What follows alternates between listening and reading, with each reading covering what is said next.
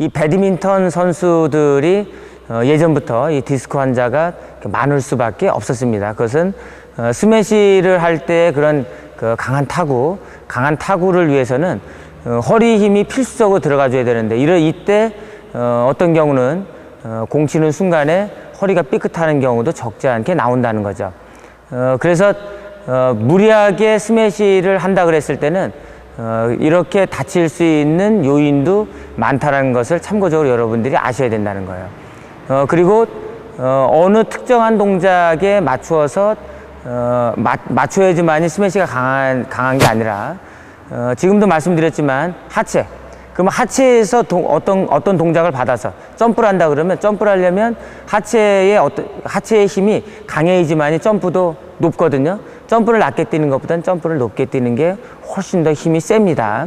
그리고 그것을 허리에서 받았을 때는 허리가 그냥 뻣뻣하게 제가 서 있는 것처럼 뻣뻣하게 서 있는 것보다는 활처럼 휘는 정도가 뻣뻣하게 서 있을 때보다 상당히 그 휘임의 각도가 컸을 때 훨씬 더 강한 스매시의 그 강도가 나오기 때문에 그런 여러 가지 동작이 복합적으로 나와야 된다는 거죠. 오버헤드 스윙에서 단순하게 팔만 움직인다면 자 한번 보겠습니다. 자, 오버헤드 스윙에서 단순하게 팔만 움직일 것 같으면요, 이 밑으로, 어깨 밑으로는 움직일 필요가 없는 거예요. 그러나 지금 방금 전에 말씀드린 대로 하체와 허리를 활용한다 그랬을 때는 하체, 제가 지금 점프는 안 하지만 허리, 스텝에 맞춰서 움직였다고 보고 스윙을 할 때의 그런 허리의 모습을 보면, 스윙과 더불어서 허리의 모습을 보면 이렇게 되겠죠. 손목하고 팔만 이렇게 움직이는 게 아니라 실제적으로 제껴서 이렇게 활처럼 휘어져야 되거든요. 그때 몸이 이렇게 제껴집니다. 이때 제껴질 때의 제껴질 때의 각도가 크면 클수록 상당히 큰 힘을 발휘할 수가 있는데, 이것도 허리의 힘에 맞춰서 그것도 우리가 제꼈을 때 힘이 나오는 거지. 허리에 힘이 안 되는데 갑자기 이렇게 제끼거나 허리에 각도를 너무 많이 주게 되면 잘못하면 허리 다칩니다. 그래서 나한테 맞는 정도, 제꼈을 때 허리가 좀 약간 뻐근한 느낌이 들 정도까지만 제껴주면 거의 맞아요. 근데 무리한 욕심 때문에 더 제껴지게 되면 중심을 완전히 잃기 때문에 잘못하면 큰 부상의 우려가 있을 수 있겠어요. 그래서 여러분들께서 허리를 활용할 때는 그 정도, 약간 뻐근한 느낌이 들 정도로 제껴서 스윙을 하게 되면 이 허리서부터 타고 온 게 어깨와 손목을 거쳐서 강한 동작을 할 수 있다는 거죠.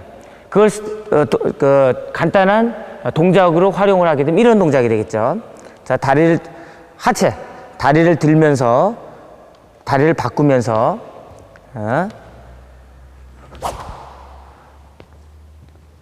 그냥 제자리에 서서 이렇게 스윙하는 것보다 허리를 제껴서 이렇게 스윙하실 때가 제자리에 그냥 서서 스윙할 때보다 훨씬 더 크다는 거는 여러분들이 동작을 비교해 봐도 충분히 알 수가 있는 거예요. 자, 그냥 제자리에 서서 이렇게 허리에 특별한 힘을 안 주고 하면 이게 동작이 이렇게 민숭민숭하게 보여요. 그러나 허리를 제끼게 되면 튕겨져 나가는 힘이 있기 때문에 이 튕겨져 나가는 힘과 더불어서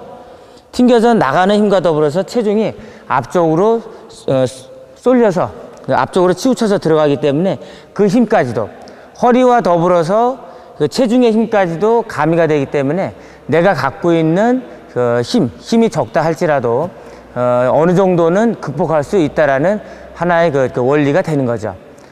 그런데 거기에 초반에 말씀드렸다시피 움직임의 스타트, 상대가 공 치는 순간에 맞춰서 신속한 스텝, 신속한 움직임, 그리고 손목과 어깨, 그리고 하체와 허리 힘.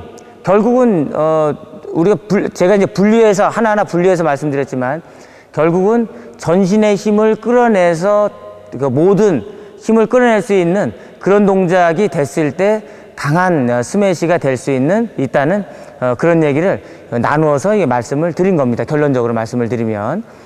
그래서 여러분들께서 스매시를 하는데 어깨가 약하다, 손목이 약하다, 이래가지고서 어깨나 손목 힘만 기른다고 그래서 스매시가 강해지는 건 아닙니다. 오히려 더 다쳐요. 어깨를 강하게 해서 스매시를 강하게 한다. 그러면 어디가 약하게 되냐면 허리 쪽이 아직 보강이 안 됐는데 어깨에 맞춰서 힘을 끌어내면 다른 부위에서도 거기에 맞는 힘의 동작, 거기에 맞는 동작을 해줘야 되는데 아직 신체 부위에서 준비가 안 됐는데 준비가 안 된 상태에서 내가 갖고 있는 힘보다 더 큰 힘을 끌어내면 틀림없이 부상을 당한다는 것. 이것을 여러분들께서 꼭 아셔야 되고, 그리고 내가 갖고 있는 기량 안에서 스매시의 효율성을 찾아야 된다는 것. 지금 말씀드린 움직임의 스타트, 그리고 스텝의 속도, 손목과 어깨, 그리고 하체와 허리, 이런 전반적인 부분들이 한순간에 조화롭게 됐을 때, 그랬을 때에 스매시를 한다 그러면 내가 갖고 있는 힘보다도 조금 더 많은 힘을 끌어낼 수 있다는 것을 여러분들께 말씀을 드리는 겁니다. 그래서 스매시 그러면 한 가지를 가지고서 생각할 게 아니라 내가 갖고 있는 장점을 충분히 살려서 해도 충분하고, 그리고 스매시로서 경기 중에 경기 운영을 하는데 스매시 한 방으로 끝내려고 그러면은 무리한 동작이 갈 수밖에 없어요. 그래서 스매시 한 방으로 끝내려고 하지 말고 스매시를 통해서 내 파트너, 앞쪽에 있는 내 파트너가 푸시로 끝낼 수 있는 그런 파트너십을 통해서 경기 운영이 될 수 있도록 하면 후위 쪽에서 스매시를 해서 상대방이 밀리게끔 만들어주고 전위 쪽에서 끝내게 되면 안전하게, 체력적으로도 효율적으로 경기 운영을 할 수 있다는 거죠.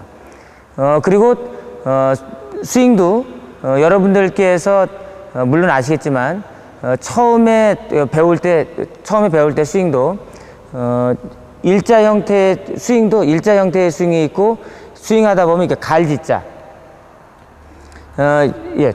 앞으로 내미는 이런 스윙이 있고, 그 다음에 보통 힘이 없거나 이제 좀 여자들의 경우 힘이 없거나 아니면 힘을 끌어내는데 어려움이 있을 때는 갈짓자, 이 사선을 그리면서 스윙을 하는데, 옛날 검객들이 대나무를 세워놓고 가로질러서 대나무를 자르는 그런 동작 혹시 여러분들 아실 거라고 생각이 됩니다.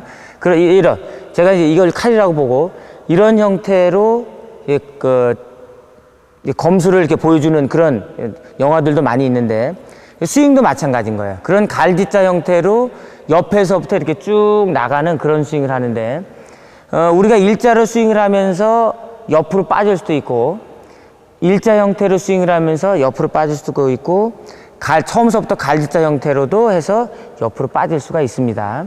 근데 일자 형태로 스윙을 하게 되면, 일자 형태로 스윙을 해서 옆으로 빠지는 거는 갈짓자 형태로 처음서부터 빠지는 것보다 힘은 떨어져요. 그러나 힘은 좀 떨어지긴 해도 안전하게 공을 칠 수는 있다는 거죠. 그러나 갈짓자 형태는 힘은 폭발적으로 끌어낼 수가 있는데 어깨에 무리가 많이 가요. 주로 어깨로 공을 친다고 봐야 되거든요.